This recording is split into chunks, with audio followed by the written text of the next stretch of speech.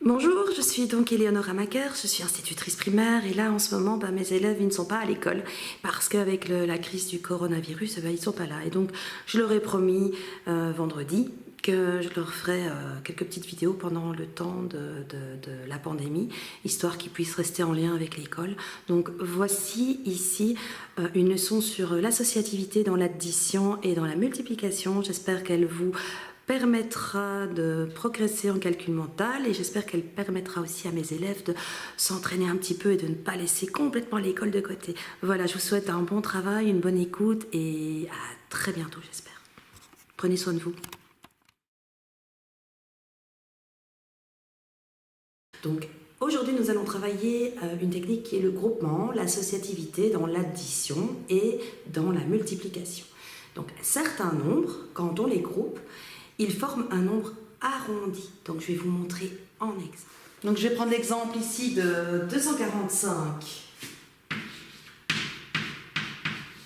plus 160 plus 8 plus.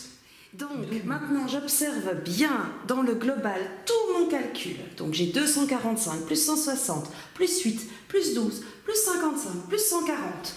Donc je n'oublie pas de prendre ma loupe et je vais jouer à être un détective.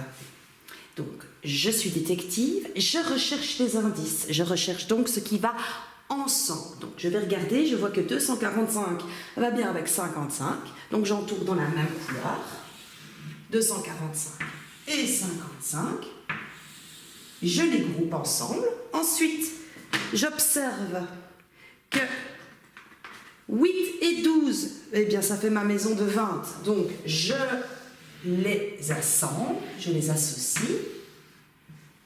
Et je vais associer, grouper 160 avec 140.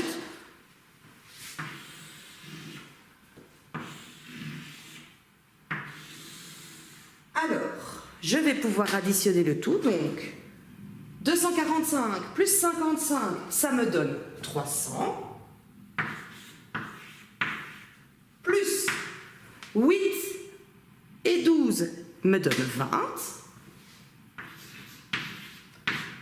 160 et 140, ça me donne 60 plus 40, ça me donne 100, plus 2 centaines, donc ça me donne 300. Donc ma réponse finale est égale à 300 plus 300 plus 20, ce qui me donne 620. Voilà, donc maintenant je vais faire un autre exemple avec des nombres décimaux. Donc on va additionner avec des nombres décimaux pour voir un petit peu comment ça fonctionne. 41 unités 7 dixièmes, plus 12, plus 8 unités 3 dixièmes, plus 8 égale. Alors, j'observe à nouveau mon calcul dans sa globalité. Et je remarque quoi? Qu'est-ce que je peux voir? Tout de suite, je vois que, de nouveau, j'ai 12 et 8 qui vont bien ensemble. Ça me donne ma maison de 20, plus 41 unités 7 dixièmes avec 8 unités 3 dixièmes. Eh bien, je vais additionner. J'observe ici les dixièmes. Ils vont bien ensemble.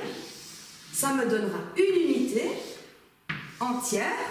Donc 8 plus une unité entière, ça fait 9. 9 plus 41, ça me donne 50. Ensuite, j'additionne simplement mes deux termes. 20 plus 50, ce qui me donne 70. Facile, hein? Chouette, hein? Facile. Je vais vous en remettre un avec des nombres décimaux, parce que souvent les enfants ils ont peur des nombres à virgule, je ne sais pas pourquoi, alors que c'est exactement la même chose. Donc, on en refait un juste pour la confiance en vous. Alors on va prendre par exemple, on va prendre 2 unités 25 centièmes, plus 8, plus une unité 75 centièmes, plus 2. Alors, j'observe, je regarde tout mon calcul calcul dans sa globalité, un petit peu comme si je balayais l'horizon quand je suis à la plage et que je regarde la mer, je balaye avec mes yeux tout mon calcul. Et j'observe, je m'imagine que je deviens un détective et je prends ma loupe et j'observe, je regarde bien. Je me pose la question, qu'est-ce qui pourrait aller ensemble? Comment je vais les associer? Est-ce que c'est possible de les associer? Oui. Ah, qu'est-ce qui va ensemble? Eh bien, j'observe de nouveau, je vois que 8 et 2. 8 et 2, c'est ma maison de 10. Donc, hop, tout de suite, je les assemble. Ce qui me donne 10 plus. Et je regarde. 25 centièmes et 75 centièmes. Ça va ensemble. Quand j'additionne 75 centièmes avec 25 centièmes, j'obtiens une unité. Donc, j'observe vraiment bien mon calcul, je vois qu'ils vont bien ensemble. J'observe surtout ceci. Et ça, je sais que 25 centièmes plus 75 centièmes, ça me donne 1. Donc, 1 plus 1, ça fait 2. Plus 2, ça fait 4. Ensuite, j'additionne mes termes. Donc, 10 plus 4 égale 14. C'est facile, hein?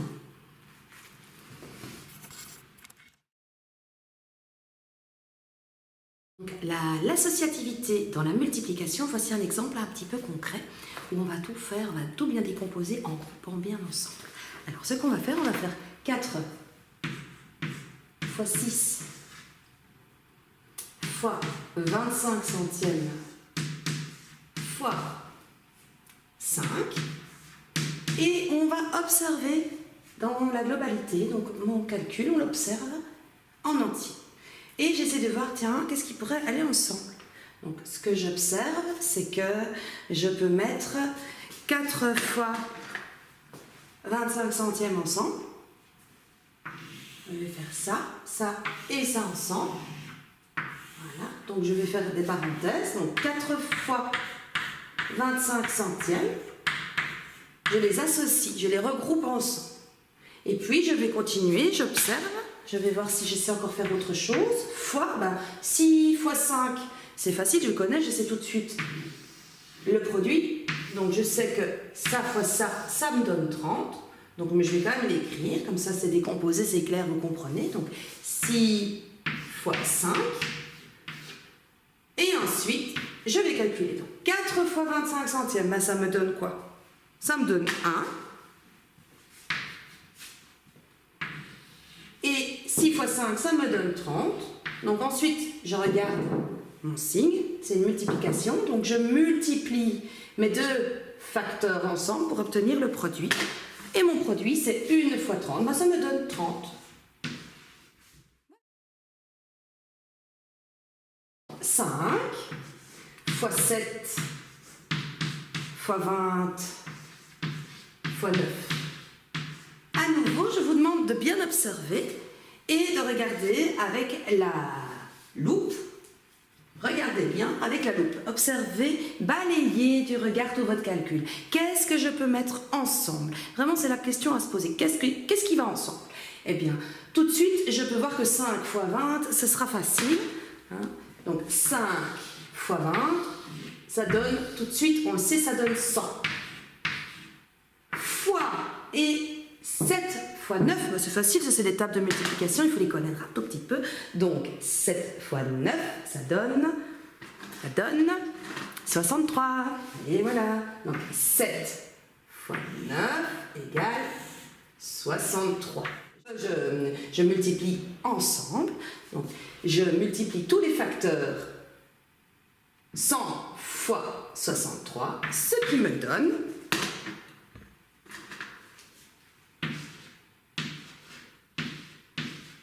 6300.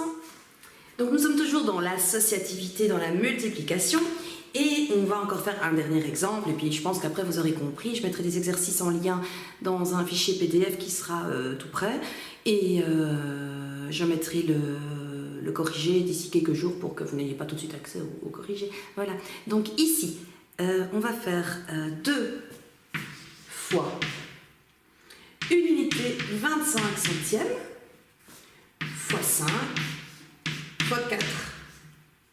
Alors Alors comme toujours, qu'est-ce que je dois faire? J'observe dans ma globalité tout mon calcul. Je regarde ce qui pourrait être ensemble pour faciliter le calcul. Alors, qu'est-ce qui est facile à faire? 2 fois 5, c'est quand même très simple à faire. Donc je vais associer 2 et 5 ensemble. Je les multiplie. Ça me donne 2 fois 5. Ça me donne 10. Ensuite, je continue. J'observe. Et qu'est-ce que je peux voir? Je vois que une unité 25 centièmes fois 4, eh bien, ça me donne une unité 25 centièmes fois 4, ça me donne 5. Donc 10 fois 5. Ensuite, je multiplie mes deux facteurs ensemble de manière à avoir mon produit. Donc 10 fois 5, ça me donne 50. Voilà. Alors j'espère que ce procédé-ci va vous permettre de calculer plus vite. Donc bien faire attention. Qu'est-ce qu'on fait? Je balaye du regard. Je regarde ce qui peut aller ensemble. Je les mets entre parenthèses ou je le fais mentalement si j'y arrive. Et puis ensuite, je multiplie mes facteurs et j'obtiens mon produit. Voilà. J'espère que ça vous a aidé. N'hésitez pas à faire les exercices, à m'envoyer vos feuilles et je les corrigerai. Je vous fais des gros bisous et j'espère que vous êtes sérieux et que vous restez bien chez vous. Voilà, prenez bien soin de vous. À tout bientôt. Bisous, bisous.